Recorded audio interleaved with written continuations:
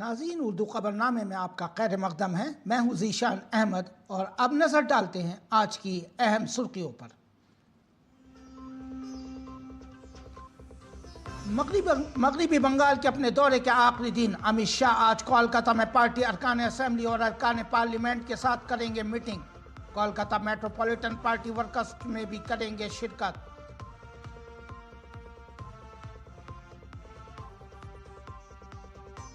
वजीर दिफा राजनाथ सिंह आज अयोध्या में श्री राम मंदिर की प्राण प्रतिष्ठा द्वादशी तकरीब में करेंगे शिरकत। वजीर आला योगी आदित्यनाथ की मौजूदगी में मां अन्नपूर्णा की मंदिर की चोटी पर लहराएंगे परचम।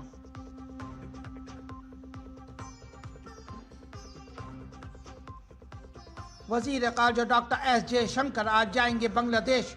ढाका में साबिक वजीर आजम खालिदा जिया की आखिरी रसूमात में करेंगे शिरकत।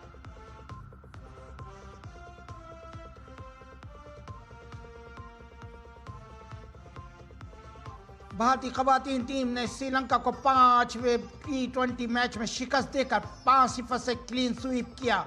कप्तान हरमनप्रीत कौर ने शानदार निस्फ सेंचुरी स्कोर की। –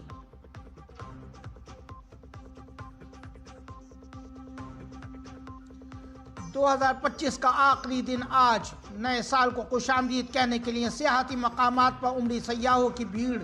सिक्योरिटी के लिए किए गए हैं सख्त इंतजामात।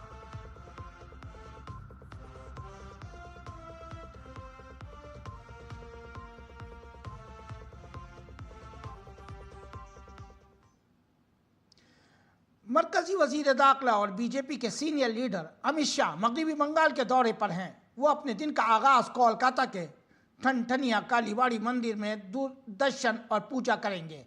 इसके बाद वो बीजेपी के अरकान पार्लियामेंट और अरकान असेंबली से मुलाकात करेंगे। वो कोलकाता मेट्रोपॉलिटन पार्टी कारकुनों की कॉन्फ्रेंस में भी शिरकत करेंगे। इससे कबल मंगल को अमित शाह ने मगरबी बंगाल में एक प्रेस कॉन्फ्रेंस की और टीएमसी पर सख्त हमला किया। उन्होंने कहा कि पिछले 15 वर्षों में मगरबी बंगाल खौफ, बदउनवानी और दरअंदाजी से दो चार है। उन्होंने कहा कि अगर 2026 में मगरबी बंगाल में बीजेपी की हुकूमत बनती है तो दरअंदाजों को बाहर निकाल दिया जाएगा। उन्होंने दरअंदाजी को कौमी सलामती का मसला करार देते हुए कहा कि बंगाल की सरहदों को सील करने वाली हुकूमत मुल्क की सकाफत और सलामती के तहफ़्फ़ुज़ के लिए ज़रूरी है।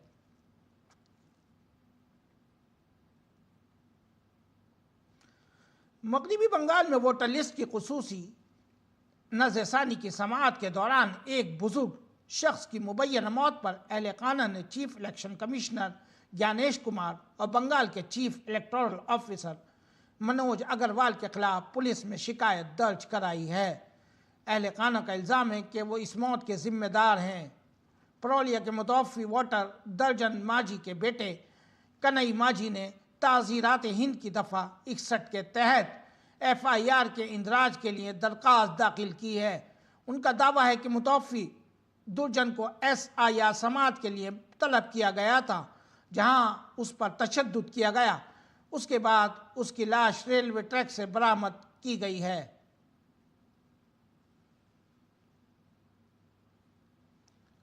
इससे कबल शनिचर को एक प्रेस कॉन्फ्रेंस के दौरान टीएमसी के जनरल सेक्रेटरी अभिषेक बनर्जी ने पूछा था कि इलेक्शन कमीशन के खिलाफ FIR क्यों दर्ज नहीं की जानी चाहिए। अभिषेक बनर्जी की FIR के तबसरे के बाद इस शिकायत की बुनियाद पर तज्जिया शुरू हो गया है। इसकी एक बड़ी वजह यह है कि पुलिस स्टेशन में दर्ज शिकायत अंग्रेजी में तहरीर है, जबकि मकतूल के बेटे ने बंगाली में दस्तखत किए हैं। सवाल ये पैदा होता है कि शिकायत अंग्रेजी में लिखकर बंगाल के एक पसमानदा ज़िले के दौर उफ्तादा इलाके में रहने वाले एक कबायली नौजवान को किसने दी।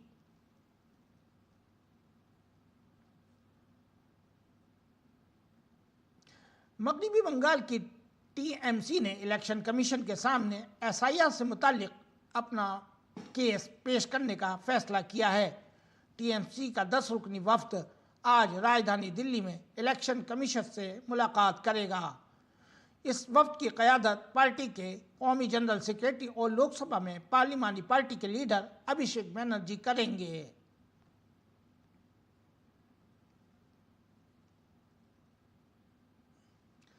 वजीर ख़ारजा एस जयशंकर बांग्लादेश की साबिक वजीर आज़म और बांग्लादेश नेशनलिस्ट पार्टी की चेयरपर्सन बेगम खालदा जिया की आखिरी रसूमात में शिरकत के लिए आज ढाका का सफ़र करेंगे। डॉक्टर जयशंकर हुकूमत हिंद और अवाम की नुमाइंदगी करेंगे। बांग्लादेश ने उनके इंतकाल पर 3 रोज़ा सरकारी शोक का ऐलान किया है। खालदा जिया की नमाज जनाजा आज दोपहर तकरीबन 2 बजे ढाका में संसद भवन के साउथ प्लाजा और मानिक मियाँ एवेन्यू के साउथ प्लाजा में अदा की जाएगी। उन्हें उनके शोहर और साबिक सदर जियाउर रहमान के पहलू में सुपुर्द क़ा किया जाएगा। उमरी हुकूमत ने कहा कि आखिरी रसूमात तक पूरा अमल मुकम्मल सरकारी एहसासात के साथ किया जाएगा।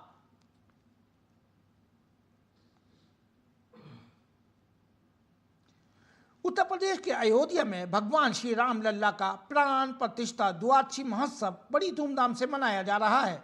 वजीर दिफा राजनाथ सिंह और वजीर आला योगी आदित्यनाथ आज इस तारीखी मौके पर राम जन्मभूमि कम्प्लेक्स पहुंचेंगे।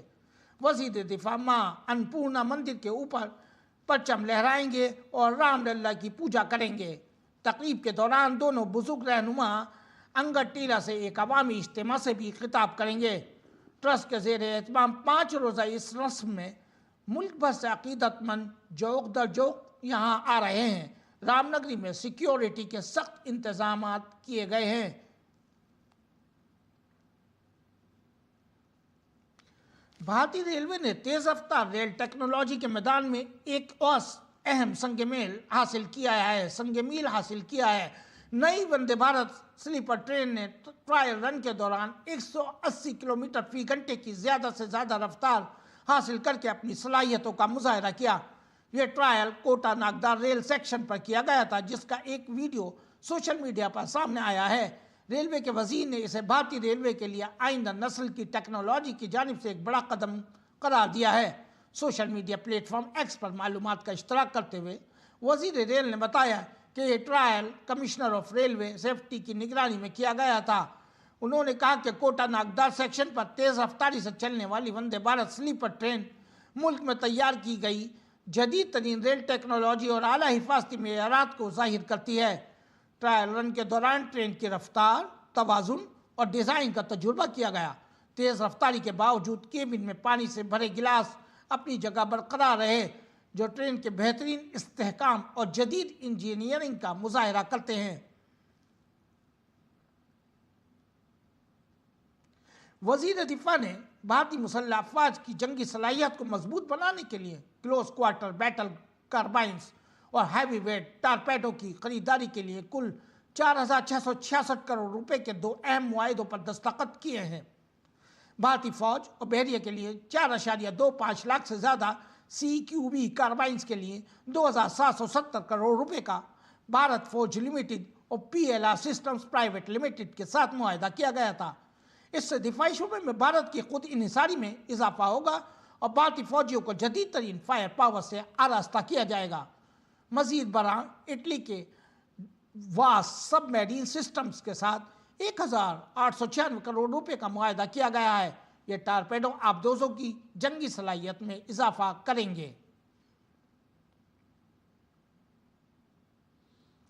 शिमाल मशरक़ी भारत समेत मुल्क का बेशतर हिस्सा सर्दी की जद में है। कोहरे, सर्दी की लहर और शदीद सर्दी ने मामूलात ज़िंदगी दर हम बरहम कर दिए हैं। विजिबिलिटी कम होने के सबब ड्राइविंग में भी मुश्किल हो रही है।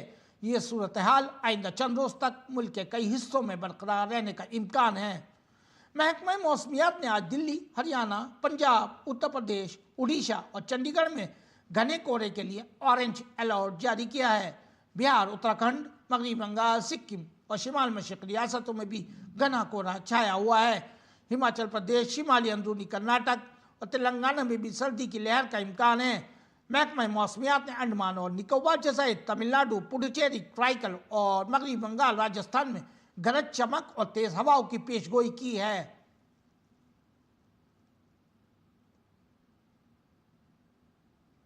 महकमा मौसमियात ने आज और कल जम्मू और कश्मीर और आसपास के इलाकों में बर्फबारी की पेशगोई की है। महकमा मौसमियात के मुताबिक इस दौरान जम्मू कश्मीर, लद्दाख, गिलगित बुल्तिस्तान और मुजफ्फराबाद में शदीद बर्फबारी का इम्कान जाहिर किया है। इस दौरान हिमाचल प्रदेश और उत्तराखंड में आइंदा चंद दिनों में दरमियाने दर्जे की बारिश या बर्फबारी का इम्कान है।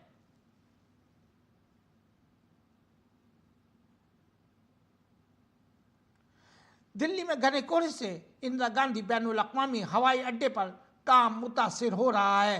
परवाजें फिलहाल कैट थर्ड प्रोटोकॉल के तहत चल रही हैं। इस प्रोटोकॉल की वजह से कुछ परवाजें ताख़ीर का शिकार या मनसूख भी हो सकती हैं। जीएमआर हवाई अड्डे के ऑपरेटर ने मुसाफिरों को मशवरा दिया है कि वो रवानगी से कबल फ्लाइट का स्टेटस चेक कर लें और एयरलाइन से राब्ता ज़रूर करें।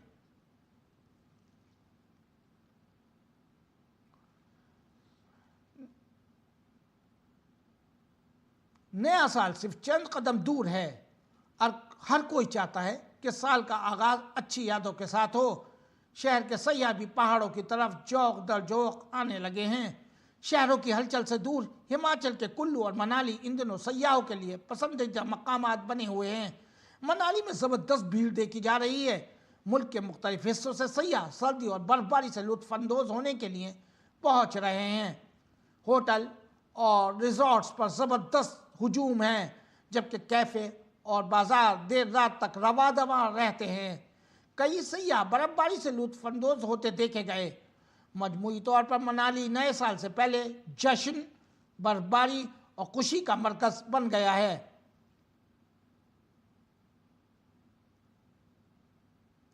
साल 2025 भारत की इक़्तिसादी तारीख़ में एक अहम मोड़ की अलामत है। एक ऐसा साल जब भारत न सिर्फ सबसे तेज़ी से तरक्की इनकलाबी तब्दीली की आवाज़ दे रहा है। आज भारत न सिर्फ अपने लिए प्रोडक्शन कर रहा है बल्कि पूरी दुनिया के लिए प्रोडक्शन कर रहा है। पेश है एक तफसीली रिपोर्ट।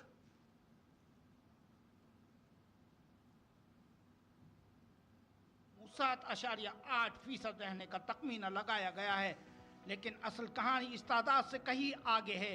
ये फैक्ट्रियों, फाउंड्रियों, चिप साजी और इस एतमाद की कहानी है जिसने भारत को आलमी सप्लाई चेन का मरकज़ बना दिया है। ये इनकलाबी तब्दीली सिर्फ हुकूमत तक महदूद नहीं थी। दुनिया भर की बड़ी कंपनियों ने भारत को मौक़े के मरकज़ के तौर पर तस्लीम किया है। फॉक्सकॉन ने बेंगलुरु में आईफोन 17 का प्रोडक्शन शुरू किया। वहीं गूगल ने विशाखापट्टनम में अरबों डॉलर का एआई और डेटा सेंटर कैंपस शुरू किया। ऑटो, सेमीकंडक्टर और इलेक्ट्रॉनिक्स कंपनियों ने प्लांट्स और R&D मराकज़ कायम किए हैं। अमेज़ॉन ने अगले 5 वर्षों में भारत में $35 बिलियन की सरमायाकारी का ऐलान किया है।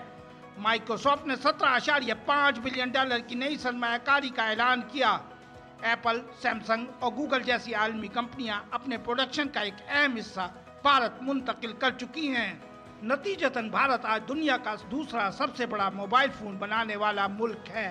मुल्क में फरोख्त होने वाले 99% मोबाइल फ़ोन अब मेड इन इंडिया हैं। Electronics manufacturing size 11.5 lakh crore तक पहुंच गई है और बरामदात 3.26 लाख करोड़ से तजावुज़ कर गई हैं। नोएडा में मुल्क के पहले टेम्पर्ड ग्लास मैन्युफैक्चरिंग यूनिट का इफ्तिताह इस तब्दीली की वाज़ेह अलामत है। ये इस बात का वाज़ेह इशारा है कि भारत अब हाई टेक और मैन्युफैक्चरिंग की तैयारी का खुद अहल बन चुका है। अब टेक्नोलॉजी इस तब्दीली की रीढ़ की हड्डी साबित हो रही है। 2025 में सेमीकंडक्टर के शोबे में तारीखी पेशरफ्त हुई। 10 सेमीकंडक्टर यूनिट्स के लिए मंजूरी, तकरीबन 1.6 लाख करोड़ की सरमायाकारी और भारत की पहली तैयार मौसर चिप अर्का GKTI की launching. Chip to startup program 400 यूनिवर्सिटियों में डिज़ाइन टूल्स अपने साथ लेकर आया है, जिससे भारतीय चिप डिजाइनर्स की एक नई नस्ल परवान चढ़ रही है। आज भारत विश्व की सबसे तेजी से उभरती हुई अर्थव्यवस्था है। हमारी growth rate world of the highest in the world है। हमारी इकोनॉमी के तीनों सेक्टर्स मैन्युफैक्चरिंग, सर्विसेज और एग्रीकल्चर तीनों बहुत तेजी से ग्रो कर रहे हैं। हम सर्विस सेक्टर को ग्रो करने के साथ साथ मैन्युफैक्चरिंग पे भी काफ़ी ध्यान दे रहे हैं।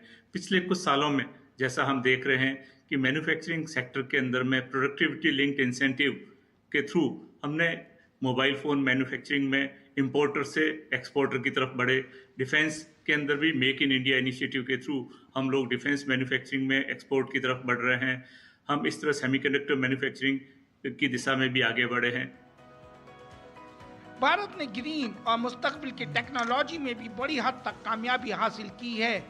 ईवी सेक्टर में ई विटारा को लॉन्च किया गया, जिसमें 80% घरेलू बैटरी की कीमत है। सोलर मैन्युफैक्चरिंग गीगावाट 2.3 से बढ़कर 100 गीगावाट हो गई और भारत ने तेजी से 500 गीगावाट के हदफ की तरफ गामजन है। टेलीकॉम में BSNL के मकामी 4G स्टैक के साथ भारत उन ममालिक के मुंतखब ग्रुप में शामिल हुआ जो अपने मुवासलाती आलात खुद तैयार करते हैं। हवाबाजी के शोबे में 2030 तक 630 बिलियन मुसाफिरों और 2200 नए तैयारों की तैयारियों ने मुताल्लिका मेंटेनेंस सनतों को नई तहरीक दी है। इस सनत की उरूज का बराह रास्त असर रोजगार पर पड़ा है। सिर्फ इलेक्ट्रॉनिक्स के शोबे में 2.5 मिलियन से ज्यादा मुलाजमतें पैदा हुई हैं। इसकी मुकम्मल तायीद पॉलिसी इस्लाहात की एक मजबूत बुनियाद बनी है। GST 2.0 ने लागत और पेचीदगियों को काफी हद तक कम किया है। PLI स्कीम ने स्ट्रेटेजिक शोबों में सरमायाकारी की हिदायत की। नायाब जमीनी मैग्नेट के लिए 7280 करोड़ रुपए की काबीना की तरफ से मंजूर शुदा पहल और 25,060 करोड़ रुपए का एक्सपोर्ट प्रमोशन मिशन एक काबिल एतमाद आलमी सप्लायर में भारत की इनकलाबी तब्दीली की बुनियाद रख रहा है। वहीं दिफाई बरामदात 23,622 करोड़ रुपए तक पहुंच गई हैं।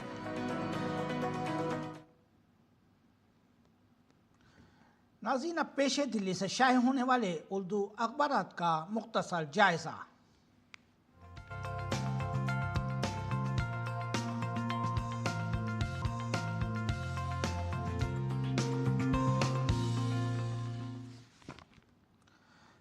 नाज़रीन, उर्दू अखबार में इनकलाब रोज़नामा इनकलाब ने अपनी शह सुर्खी बनाई है, गज़ा अमन मंसूबा जल्दू से मरहले में दाखिल होगा।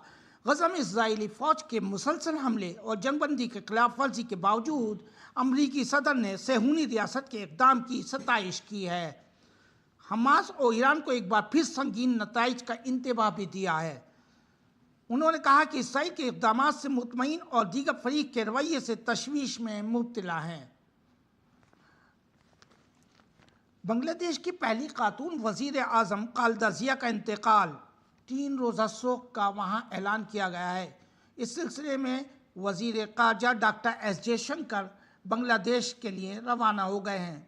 डॉक्टर एस जयशंकर उनकी आखिरी रसूमात में वहाँ शिरकत करेंगे। बंगाल में बीजेपी को 2/3 अक्सरियत से कामयाबी मिलेगी। मरकजी वज़ीर दाखिला अमित शाह ने अपने एक बयान में ये कहा है। अब चलते हैं अगली सुर्खी की तरफ। आसाम में दहशतगर्द मॉड्यूल का पर्दाफाश, गिरफ्तार किए गए शिमाली मशरिकी हिंदुस्तान को गैर मुस्तहकम करने की तकनीकी ज़मीनों पर लगाया गया है।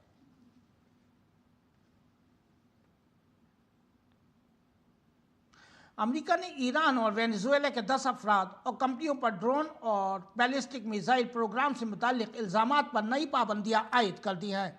ट्रंप इंतज़ामिया ने इसे मशरिक़ वस्ता में अमरीकी सलामती के लिए ख़तरा करार दिया। अमरीकी महकमा ख़जाना ने मंगल को ये इत्तला दी। उनका कहना है कि ये लोग और तंजीमें ख़तरनाक हथियारों के प्रोग्रामों से मुंसलिक हैं। नई पाबंदियों की फहरिस्त में वेनेजुएला की कंपनी और उसके चेयरमैन का नाम भी शामिल है। उन पर ईरान से ड्रोन खरीदने का इल्ज़ाम है। इसके अलावा 3 ईरानी शहरियों पर बैलिस्टिक मिसाइलों में इस्तेमाल होने वाले केमिकल की खरीदारी में मुलव्वस होने का इल्ज़ाम है।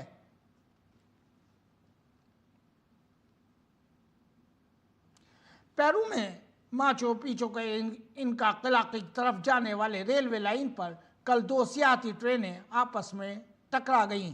हादसे में ट्रेन ड्राइवर की मौत हो गई, जबकि 40 से ज़ायद अफराद ज़ख्मी हुए। आला हुक्काम के मुताबिक ज़ख्मियों में कई की हालत तशवीशनाक बताई जा रही है, जिनमें गैर मुल्की सयाह भी शामिल हैं।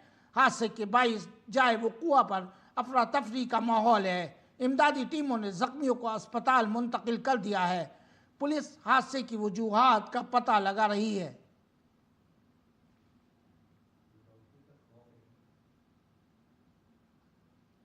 फ्रांस हुकूमत ने मंगल को एक अहम फैसले में सिंगल यूज़ प्लास्टिक के कपों पर पाबंदी को 4 साल के लिए टालते हुए अब 2030 के लिए मौखर कर दिया है।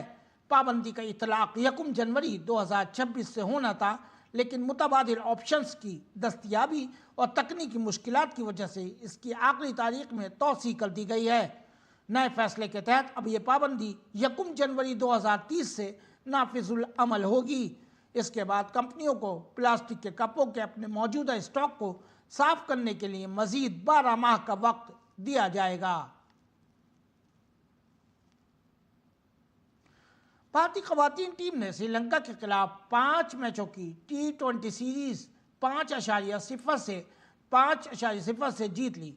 तिरुवनंतपुरम में खेले गए सीरीज के आखिरी मैच में भारत ने श्रीलंका को 15 रन से शिकस्त दी थी। भारत ने पहले बल्लेबाजी करते हुए मुकर्रर 20 ओवर में 7 विकेट पर 175 रन बनाए। कप्तान हरमनप्रीत कौर ने सबसे ज्यादा 68 रन बनाए। जवाब में श्रीलंकाई टीम 20 ओवर में 7 विकेट पर 160 रन ही बना सकी। हरमनप्रीत कौर को प्लेयर ऑफ द मैच और शिफाली वर्मा को प्लेयर ऑफ द सीरीज करार दिया गया है। ये तीसरा मौका है जब भारतीय टीम ने 5 मैचों की सीरीज में 5-0 से क्लीन स्वीप किया है। ये भी पहला मौका है कि श्रीलंका ने 5 मैचों की सीरीज 5-0 से हारी है। 24 बार के ग्रैंड स्लैम चैंपियन सर्बिया के नोवाक जोकोविच ने कहा कि वो अभी नहीं बता सकते कि वो कब तक टॉप लेवल टेनिस में हिस्सा लेते रहेंगे। जोकोविच इस वक्त आलमी दर्जाबंदी में 4थे नंबर पर हैं और उन्हें कार्लोस अल्काराज और यानिक सिस जैसे खिलाड़ियों से सख्त मुकाबले का सामना है। इस सब के बावजूद जोकोविच ने कहा कि वो 2028 के ओलंपिक्स में कोर्ट लेने की कोशिश करेंगे।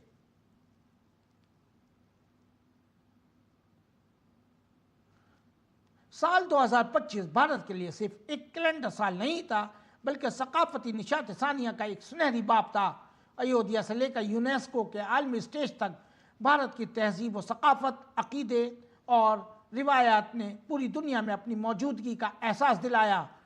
ज़ियारत गाहों से लेकर बैनुल अक़वामी पहचान तक इस साल भारत की सकाफती ताकत का आलमी उरूज देखा गया।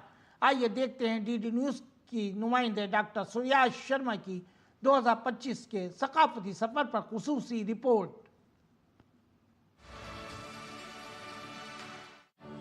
साल 2025 भारत की सकाफती निशाते सानिया के एक सुनहरी बाब के तौर पर उभरा। ये वो साल था कि जब भारत की तहजीब, अकीदत और रिवायात महज यादें नहीं रहीं, बल्कि कौमी शऊर की धड़कन बन गईं। मुक़द्दस ज़ियारतगाहों से लेकर आलमी प्लेटफॉर्म तक हिंदुस्तान ने नए एतमाद के साथ दुनिया के सामने अपनी सकाफती ताकत का मुजाहिरा किया। साल 2025 का आगाज एक तारीखी कामयाबी के साथ हुआ। प्रयागराज में होने वाले महाकुंभ मेले ने तारीख रकम की। 66 करोड़ से ज्यादा अकीदतमंदों की शिरकत के साथ ये दुनिया का सबसे बड़ा रूहानी इज्तिमा बन गया। प्रयागराज महाकुंभ मेले के दौरान आलमी तवज्जो का मरकज था, जहां अकीदत, नज़्म ज़ब्त और रिवायात का संगम भारत की मुनफरिद सकाफती ताकत की अलामत बन गया। शुमाल मशरक़ी भारत में सकाफती विरसे को भी नई जिंदगी मिली। त्रिपुरा में 524 साला कदीम त्रिपुरा सुंदरी मंदिर को दोबारा तैयार किया गया था। प्रसाद स्कीम के तहत शुरू किए गए इस काम में अकीदत और जदीद सहूलियात की खूबसूरत तरतीब पेश की गई। वंदे मातरम, जिसने कौमी शऊर को आवाज दी, और इसने 2025 में 150 साल मुकम्मल कर लिए। वज़ीर आज़म की तरफ से शुरू की गई साल भर की तकरीबात में 1 करोड़ 60 लाख से ज्यादा लोगों ने अपनी आवाज जोड़ी और ये गीत एक अवामी तहरीक बन गया। 2025 में सकाफत के साथ साथ तारीख भी लौट आई। 127 साल बाद भगवान बुद्ध के मुकद्दस आसार पिपरहवा से भारत वापस आए। बैनुल-अक़वामी सतह पर भारत की साख मजीद मजबूत हुई। दिवाली को इंसानियत के लिए गैर महसूस सकाफती विरसे के तौर पर तस्लीम किया गया। 2025 में इल्म की रिवायात को बरकरार रखने के लिए ज्ञान भारतम पहल शुरू की गई, जिसका मकसद कदीम मखतूतात को महफूज करना और डिजिटल बनाना था। लोक माता अहिल्या बाई होलकर की 300वीं यौम पैदाइश मनाई गई, जिसमें वजीर आजम खुद मेहमान खुसूसी थे और यौम जमहूरिया पर जय जय मामा भारतम की रिकॉर्ड तोड़ गाने ने सकाफती फक्र को नई बुलंदियों तक पहुंचा दिया। अयोध्या में 25 नवंबर 2025 को एक और तारीखी लम्हा सामने आया कि जब वजीर आजम ने श्री राम जन्मभूमि मंदिर में भगवा परचम लहराया। ये सिर्फ एक मजहबी रस्म नहीं थी, बल्कि 500 साल के अकीदत, जद्दोजहद और अज़्म की इंतहा की अलामत थी। साल 2025 ये संदेश देकर के गया कि भारत की संस्कृति केवल अतीत की विरासत नहीं, बल्कि वर्तमान की शक्ति और भविष्य की दिशा है। अयोध्या से लेकर यूनेस्को तक एक बार फिर भारत ने पूरे विश्व को दिखा दिया कि भारत की संस्कृति की आत्मा आज भी उतनी ही जीवंत और प्रभावशाली है। कैमरा पर्सन उत्तम सिंह के साथ मैं डॉक्टर सुयश शर्मा, डीडी न्यूज़, दिल्ली। नाज़रीन, अब पेश है मौसम का हाल।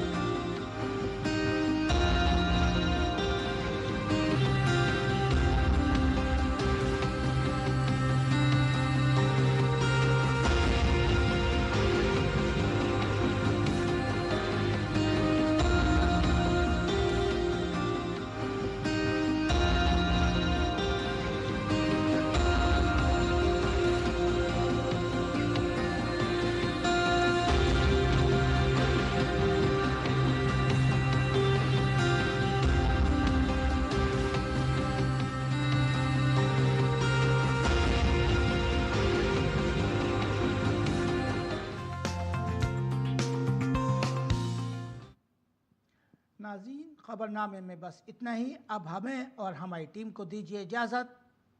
आदाब।